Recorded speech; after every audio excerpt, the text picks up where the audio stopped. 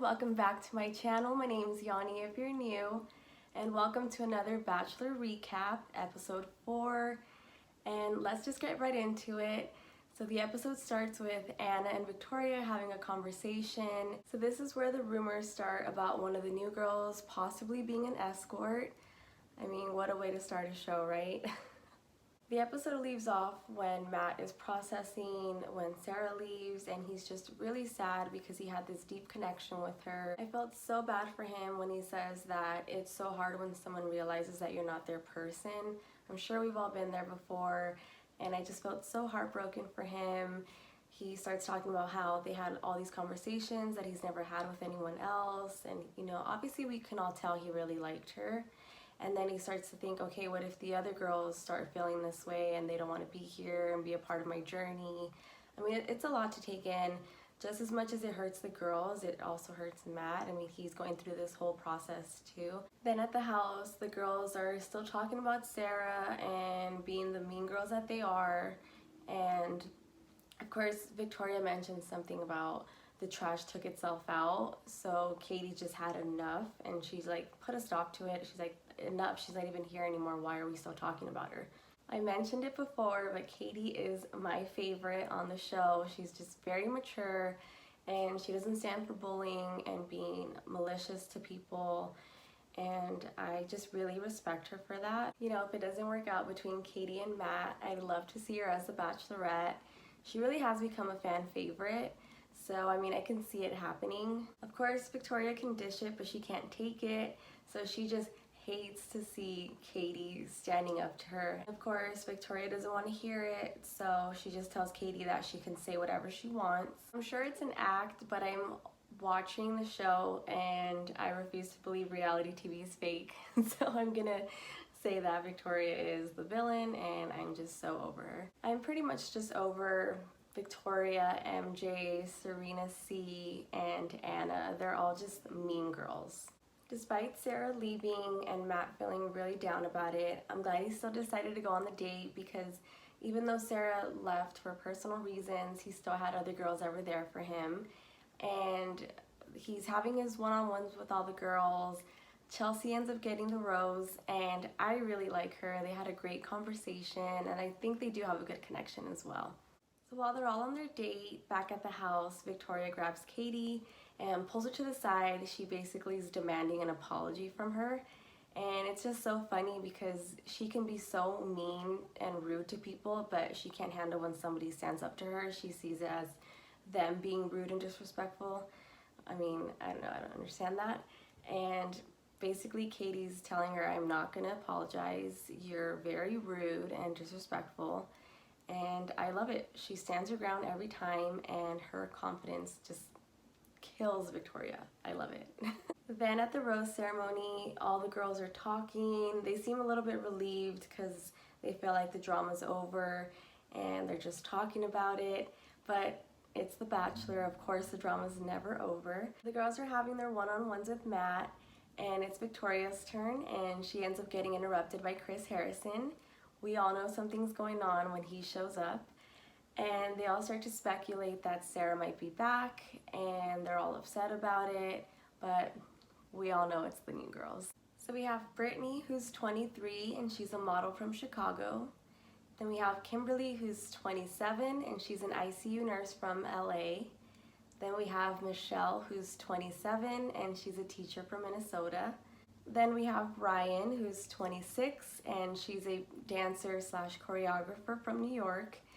And the last one is Catalina, and she's so beautiful. She's 29 years old. She was a former Miss Puerto Rico, and she's from Puerto Rico. And the one thing that they didn't really talk about is the fact that she's an attorney. So I really hope that they talk about that in the season, because I don't want it to seem like she's just a pageant queen. It's funny because as soon as the cars are showing up, you can see Matt's face, and he's a little torn. He's like excited, but he's nervous because he knows that it's going to be drama. Brittany's the first one out of the car, and she immediately makes out with Matt and tells him she wants to make up for lost times. And of course the girls are watching, hating. I mean, you're gonna do what you have to do to stand out. That's just my opinion. The girls were not welcoming at all. I mean, it's no surprise. I would feel some type of way too, but their attitude and disrespect was just on a whole other level and so unnecessary, especially Victoria. So Catalina walks in and she's got her crown, she's got the sash, looking like a beautiful pageant queen. Victoria calls her over and lets her know that she wants to talk to her or befriend her or whatever. And she tells her that she's the queen and she takes her crown off of her head. But I guess Victoria's just used to taking things that don't belong to her. Then Anna starts to spread the rumors that she's heard from multiple friends and people in Chicago that Brittany's an escort. And if you know that it's just a rumor and it's not for sure true, you probably shouldn't be spreading it around. It's not her place. And, you know, her insecurities are starting to show and it's not cute. Then it's the rose ceremony and Piper makes a comment that she hopes Matt's making these rose decisions on relationships he's already built. But I don't think that's true. Just because there's girls that have been there longer doesn't mean he has a good connection with them, because I don't see a lot of chemistry with some of the girls. That's just my opinion. With the new girls, I just feel like it's another opportunity for Matt to find his potential wife. Anna drives me nuts every single rose ceremony. She's like always on the verge of tears. It's like, pull it together, he hasn't eliminated you yet. I don't know, it's just so funny to me. And so we come down to the last rose and it goes to Catalina. So he eliminates Kim, which is the new girl, Kaylee, and Kylie, which I didn't really see a connection with them. Kylie kind of disappeared after her whole first impression with her lingerie. We don't really know much about her, so I wasn't really surprised that he eliminated her. With Kayla, I feel like they did have a good connection, but that just kind of disappeared after a while. For the group date, they have a competition, and I love the competitions. I think they're so funny. And they have to race, they have to go on kayaks, and Maggie gets so lost on one. Everyone's already gotten off of it and she's still paddling, trying to find her way to shore. It's just the funniest thing ever. I really like her, she's funny. So Mari ends up winning, and it's supposed to be a special prize. They didn't really say what it was, so maybe it might be something for the next one. Hopefully a one-on-one date, because I really like to see them together. Then later on their date, Anna steals Matt for a one-on-one, and Brittany interrupts, and we already know how Anna feels about Brittany. So she just tells her, you know, I'm still talking to him, and she's like, you know, 5 minutes, whatever. So she's kind of like hanging out back, waiting for them to finish their conversation. But you can just tell that Anna's not in there. She's like just thinking about Brittany. I feel like this girl lives rent-free in her head.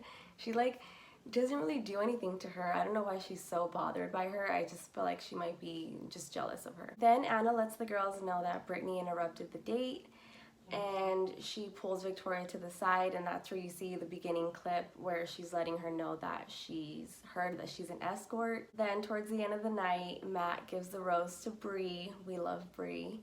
And Anna, of course, has to blame Brittany for not getting the rose because she feels like she's sabotaging her. And Anna has the audacity to call Brittany out and basically lets her know that they're all fighting for his attention, and that she's heard rumors to watch out for her and that she was an escort. I felt so bad for her. She was totally caught off guard, and it was just embarrassing to say it in front of all the girls. I couldn't even imagine if her family was watching the episode, but I just felt really, really bad for her. And it was just very malicious. She could have been mature and a woman, like she could have been woman enough to pull her to the side in private and talk to her one-on-one and not say that in front of everybody. But then again, she's already spread all the rumors, so I guess it really didn't matter. So his one-on-one date was Michelle, and she's the new girl, she's the teacher, and I could not stop smiling during their date. They just have such a great connection, and they just seem very comfortable together. I really like her. They went ziplining, they did a scavenger hunt, they went on a hot air balloon, and it was just the perfect date, and that's where they shared their first kiss. And of course the girls can see it from where they were at. Later on at dinner, they have an amazing conversation about, you know, her being a teacher during the pandemic and wanting to be there for her kids of color during a difficult year. and they just have a really deep conversation, and I can totally see him marrying her. I don't know, they're just such a great match. She just seems very genuine and true to herself, and as a teacher, she truly loves her kids. The next day, Brittany is venting to Katie and Ryan about how she felt about the rumors, and you can see it all over her face. She 100% lost sleep over it, and I would too. That's just a horrible rumor to spread about somebody, and I feel for her. For the group date, it's a boxing match between the girls, and luckily there wasn't any new girls there because I feel like it would have got nastier than it already was. But after Serena P's fight, she got punched in the nose, so Matt called it off like immediately, and I felt so bad for her because she's so tiny. But yeah, it got pretty physical. It was just very sweet that Matt went to go check on Serena immediately and just making sure she was getting ice on her nose. Like, I'm sure we all wish that we had a matchup between Katie and Victoria, but that probably would have got really, really bad because Katie went in there swinging. Like, that girl did not mess around. When you see Matt on these one-on-ones, it's nice to see what a good listener he is. Like, he remembers every single detail about everything with each of the girls, and I really appreciate that about him. That's a really good quality. So Katie basically pulls Matt to the side and lets him know that the house has just been very toxic. There's a lot of bullying going around and rumors spreading that can ruin someone's life, and I do agree with her. It wasn't something that she was being dramatic about, because that can mess with her career and it can be very horrible for her family to watch. So I'm glad that she said something, and she didn't name people, so that's always good. I just love that he took it serious and didn't take it as petty girl drama and takes action immediately, because it's never okay to bully anyone. So we're just gonna have to see what happens next. I bet a bunch of fake apologies from Anna and Victoria. We'll see. I'm gonna close the video out here. I hope you guys enjoyed. Don't forget to like, subscribe, and share, and I will see you all in the next one. Bye.